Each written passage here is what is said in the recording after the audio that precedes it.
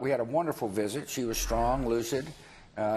Funny, still. Funny. She and I were needling each other, and the doctor came in, and she turned to the doctor and said, "You want to know why George W. is the way he is?" And the doctor looked somewhat surprised. She said, "Because I drank and smoked when I was pregnant with him."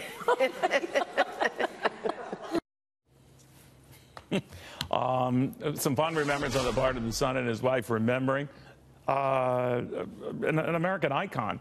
That was from Maria Bartiromo's interview with George and Laura Bush earlier today, remembering Barbara Bush, to former Bush 41 Chief of Staff Sam Skinner. Well, she certainly had a great sense of humor. Obviously, her son got a lot of that from her as well. In fact, the rap was that he was very much, his mother's son, and that would hurt his political future. I'll leave that up to people and politicians to decide. But she was very actively involved in that family and lived for that family, huh? Well, she's a tremendous woman, Neil, and a tremendous mother, and really the stalwart in the family in all regards. And her love for family generally, and her love for people, and her willingness to be candid, funny, but caring, makes her a very special person. And you can see that in the outpouring throughout the country, throughout the world. My phone's been off the hook all day just talking about her and remembering her, and also being so grateful that I was able to be part of her life. You know, you hear all of these stories that she kept the family very grounded. I mean, this isn't a kind of family, to put it mildly. It's often said the Democrats have their Kennedys and the Republicans have their Bushes. But again, these are two royal families in America. And yet, when you think of Barbara Bush, the mother of a president, the wife of another, two governors, that's a pretty impressive list right there. Well, she's a very, very impressive woman. And, she was, to everybody, she was their support. She was the one that brought humor, but really a high ethical standard to everybody in the family and everybody around her. When you were around her, you wanted to do your very best because that's what she expected and that's what she did. And it's hard to describe as we think about her, but it's funny. She was her own person. She would tell you what was on her mind. She would tell you what she thought you should do. She never pushed it, but she always was advising in a very thoughtful way. And you just knew that you were around somebody special when you were with her. And we've been part of the family for 38 years, and she was one of the reasons I got involved in politics. I met George Herbert Walker Bush in Springfield, Illinois, and shortly after that I met Barbara Bush, and I said, if this is the team that's going to run for president, I want to be involved with them, and I have been fortunate enough to be so. You know, maybe you could put some rumors or gossip I've heard to rest and help me straighten this out, that she was much more thinking that George Bush should run for governor of Texas if he was so inclined, because she had serious doubts about it. Not in 1990, 1994, and that Jeb Bush seemed to be the one more destined for higher things. Is that true? Well, she loved both. She loved all her children. I don't mean to infer otherwise. Yeah, but but no, I understand what you're saying.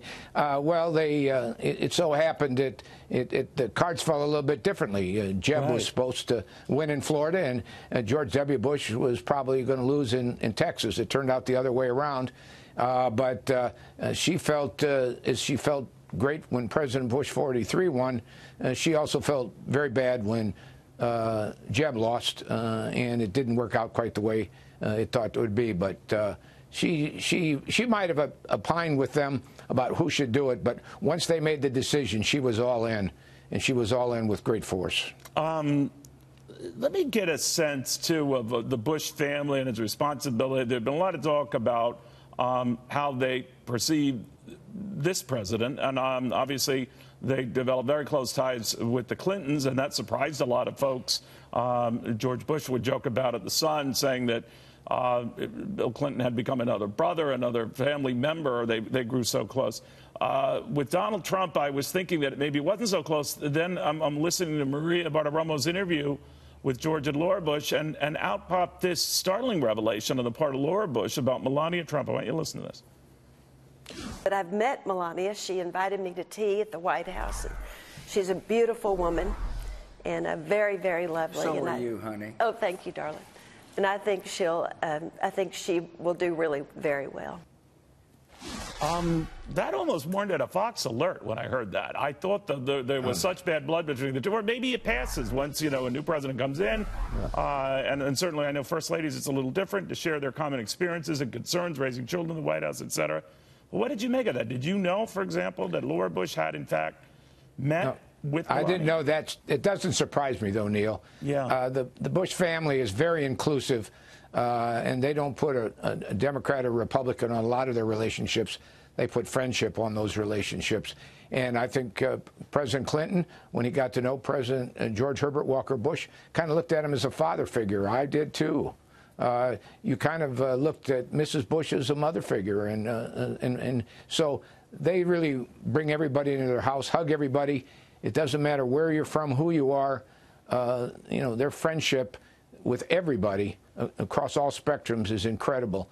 And I think that's the outpouring you see. So it doesn't surprise me at all. Obviously, it was a tough loss for Jeb Bush early on in the primary. But I think they like to look forward. They think God intended this to be inclusive, and they were inclusive. Obviously, you're still very close to the Bush family and Bush Sr., more to the point. And a lot of folks worry about him now with Barbara gone, and he's had his own health issues. What do you think? Well, he's met those challenges on his own health in an unbelievable pace. Indeed. And he's a fighter. He's a fighter in World War II. He's a fighter for America in the Gulf War. He was a fighter all his life. This will be a tremendous loss, and he'll process it. But they both were fighters, and they both took on some significant health issues with great fortitude and great strength. And I think they both, everybody in America recognizes that. And it's really in this time, Neil, of all this turmoil and this polarization, that we can take time to honor the both of them is really very special. And I think we should take that moment. I think you're exactly right. And it's a brilliant insight here because no matter their success and wealth and fame, how they've handled adversity, health adversity, speaks even more of them. Sam Skinner, thank you very, very much. Thank you, very. I appreciate it. Thank you, Neil. Thanks for the opportunity to talk about it.